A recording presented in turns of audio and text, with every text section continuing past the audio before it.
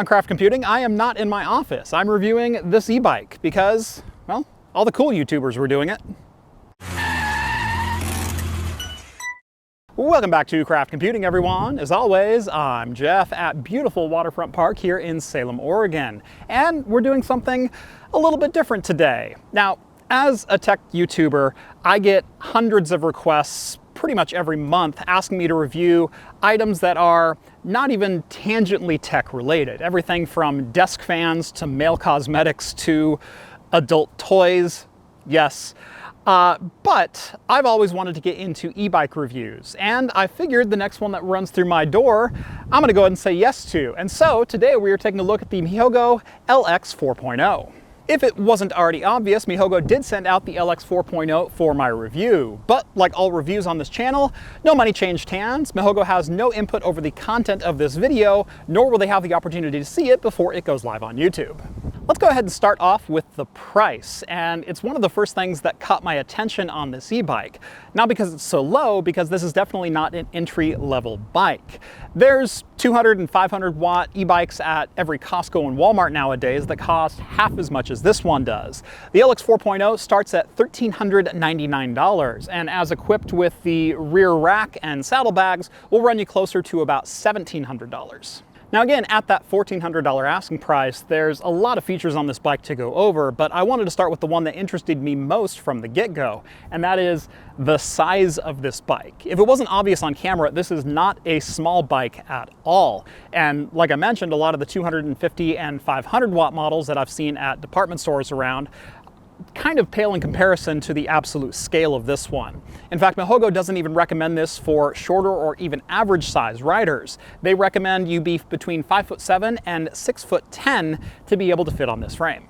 The thing that's impressed me most about this is being 6'4". I am more than comfortable riding this bike with only about 4 inches of rise on the seat post and the handlebars actually at their lowest adjustable position. So yeah, I was more than a little bit surprised when I fit comfortably on this bike with only 20-inch wheels, and I think that's as good a place as any to start this review.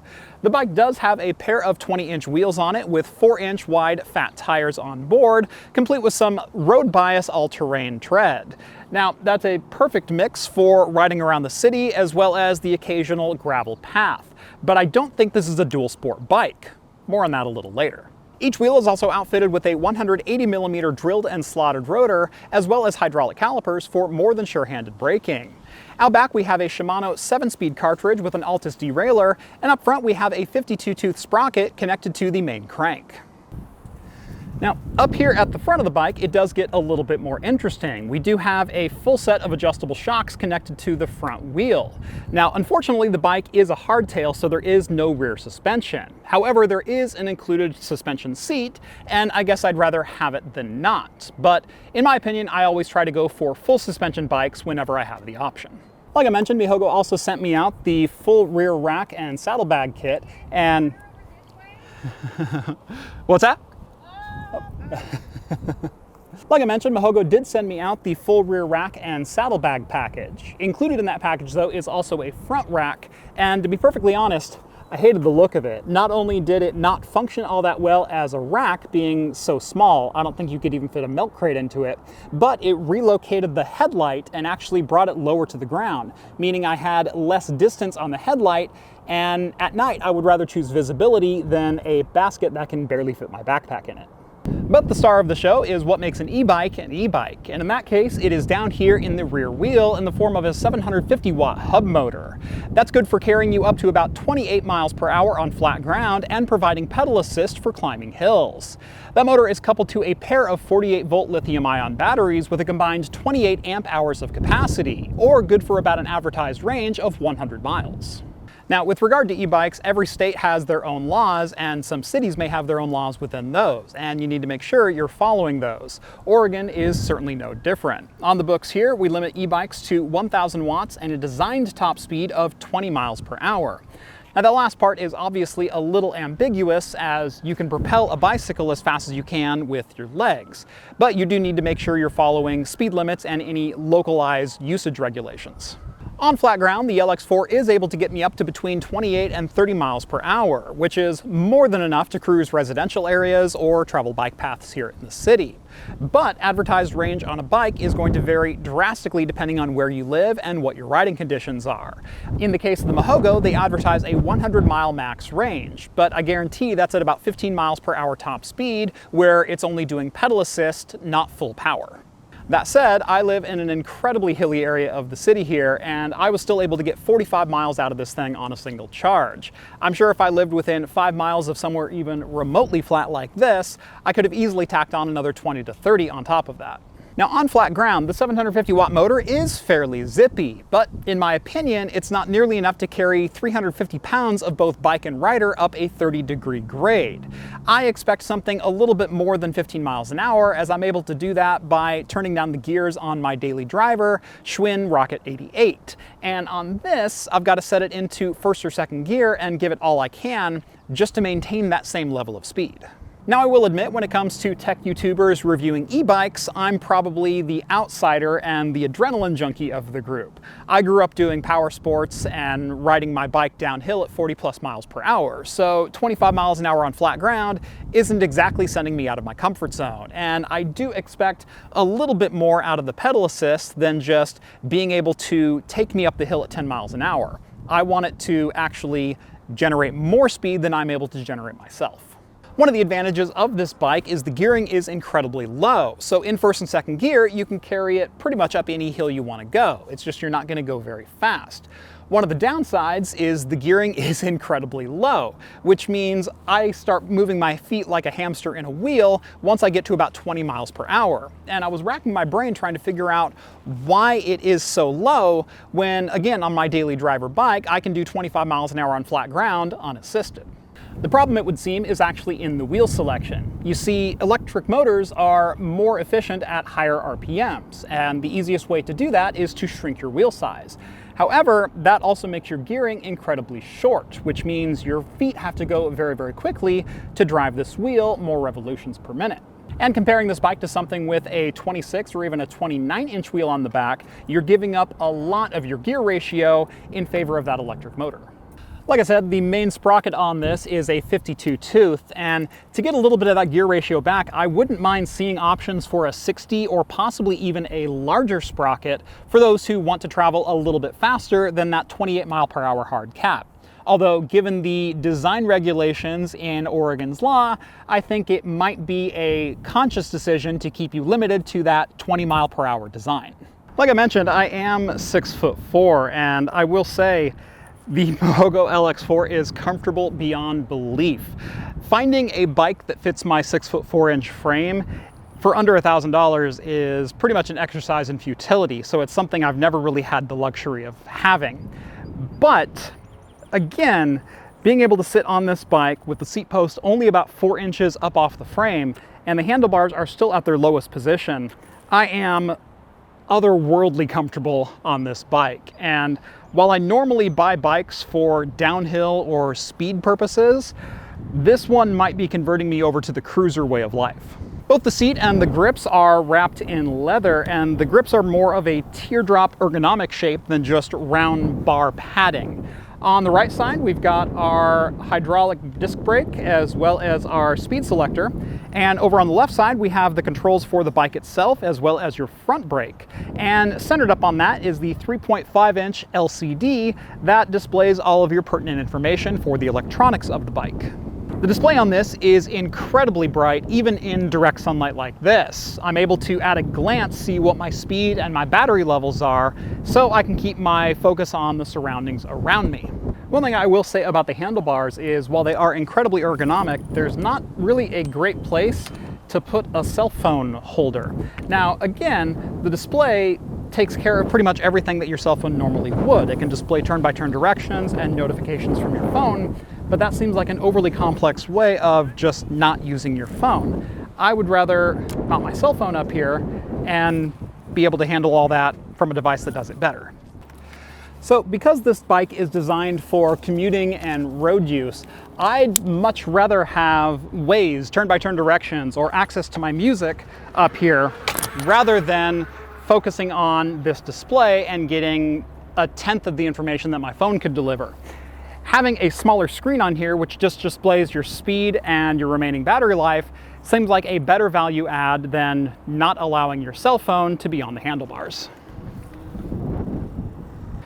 If you plan on riding around the city and locking your bike up, the Mihogo app also functions as a sort of digital lock, disallowing the motor to engage unless your phone is nearby and connected via Bluetooth. The problem with that is Bluetooth has a 30-foot range, and there's no real inherent disallow inside the application. So as long as you're within 30 feet of your bike, it will remain unlocked and not set the alarm and not try to prevent any form of theft. A better solution to that might actually be to use the electric motor to the advantage of the security system and disallow movement of the bike unless the user specifically authorizes the bike to move. I've seen some electric motorcycles do just this. Worst case scenario with that is the potential thief has to fight against 750 watts of power and they will lose that battle. Best case scenario, they charge your bike while trying to get away. But the app should allow you to require to unlock it via the app, not just be an inherent unlock like it is right now.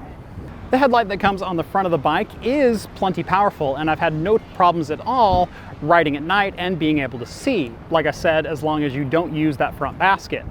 The brake levers likewise are connected to a taillight around the back, which functions as a daylight running light or a set of brake lights when you engage either lever. I would actually like to see blinkers and a horn added to this, which is pretty standard fare for any bike in this type class that is above 100 pounds and can travel 30 miles an hour.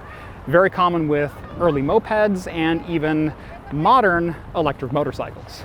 Putting blinkers on this bike would also allow it to function even better as a city-going bike, or what I consider this to be a cargo bike. And that phrase right there completely changes the way that I was thinking about this review, because whenever I hear e-bike, whenever you hear e-vehicle of any kind, your first thought is speed and efficiency, not necessarily the ability to replace a vehicle. See, I was thinking of an e-bike as an augmentation to a bicycle that I already owned, not a replacement to taking my truck downtown just to pick up a couple days worth of groceries. And this bike is definitely in that latter category. This is not designed to be just a fast bike or a trail riding bike or a dual sport. This is genuinely a city-goer's commuter bike. This is a bike that you can ride down to the grocery store or take to your local tap house and get a couple of growlers filled.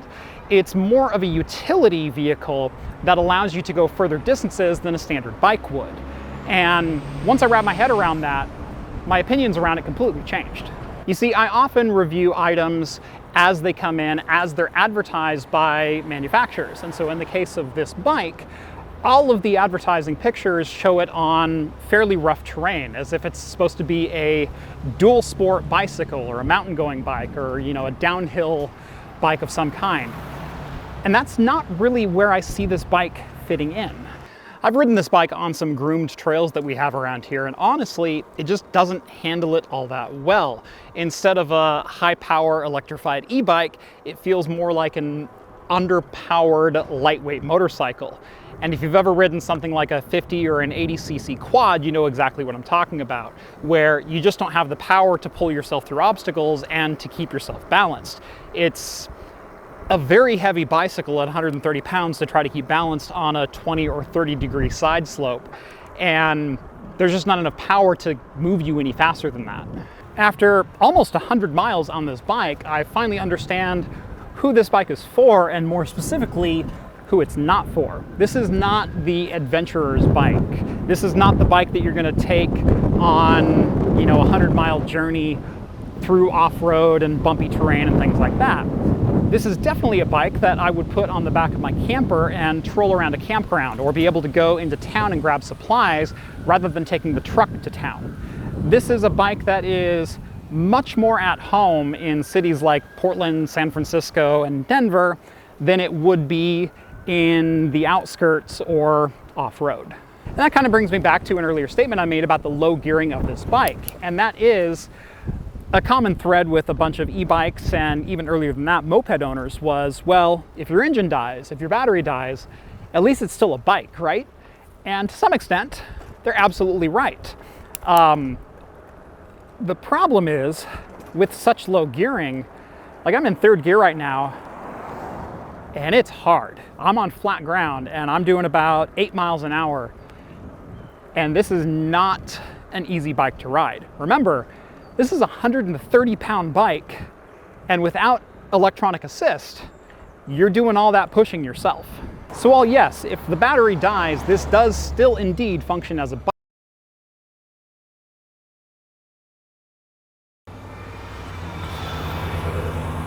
So yes, if your battery dies, this is still indeed a bike. It's just not a bike that's going to get you anywhere fast, and you're definitely not going to be able to pull it up a hill with just your legs. Speaking as someone who has pushed a motorcycle back to camp a number of times by themselves when the motor died, it's not a fun experience. In the nearly 100 miles that I've put on this bike while reviewing it, I've had almost no issues when riding as far as fit and finish goes, except for one, and it's actually the kickstand of all things.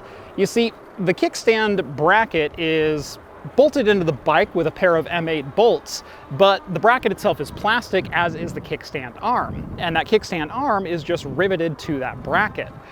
That rivet wants to pull loose.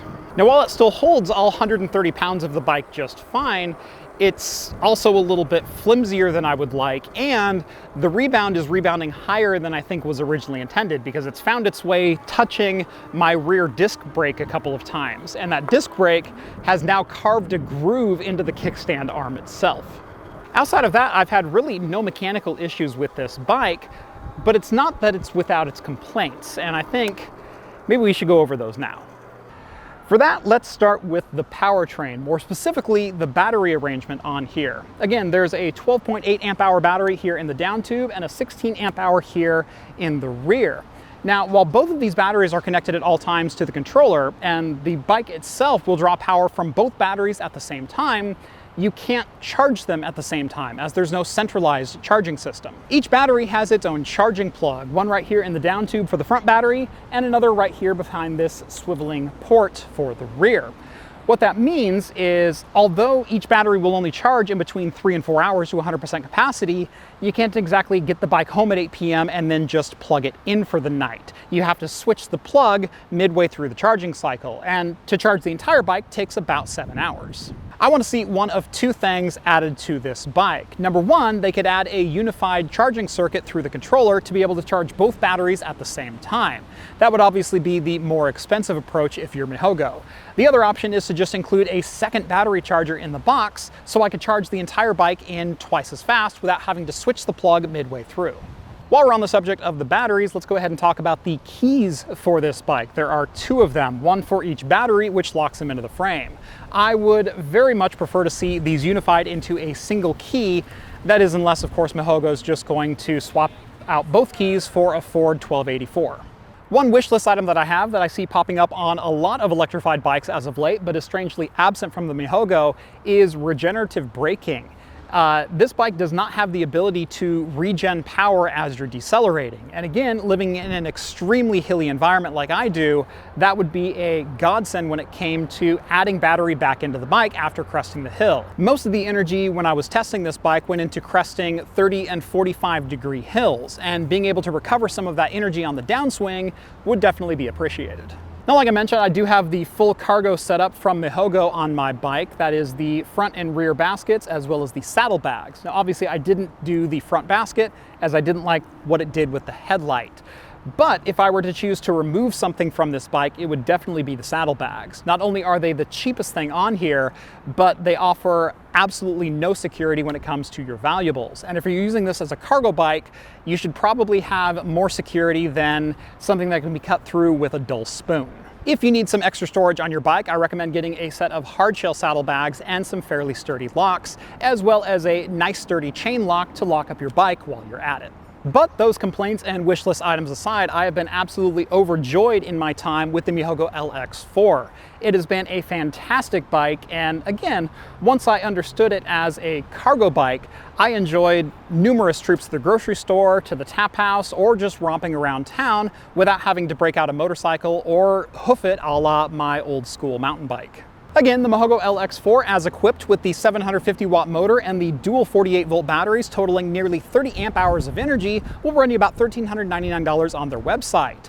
I do wish they would sell the rear basket as a standalone item and not require you to purchase the front basket, as I just was not a fan of that. And again, if it were me, I would skip the saddlebags altogether.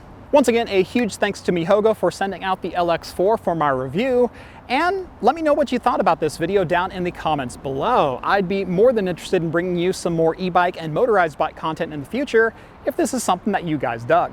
On your way down there, make sure to drop this video a like and subscribe to Craft Computing if you haven't done so already. Follow me on the social medias at Craft Computing, and make sure to head on over to craftcomputing.store and pick yourself up a pint glass if you want to help support the channel and projects like this. That's going to do for me in this one. Thank you all so much for watching, and as always, I will see you in the next video.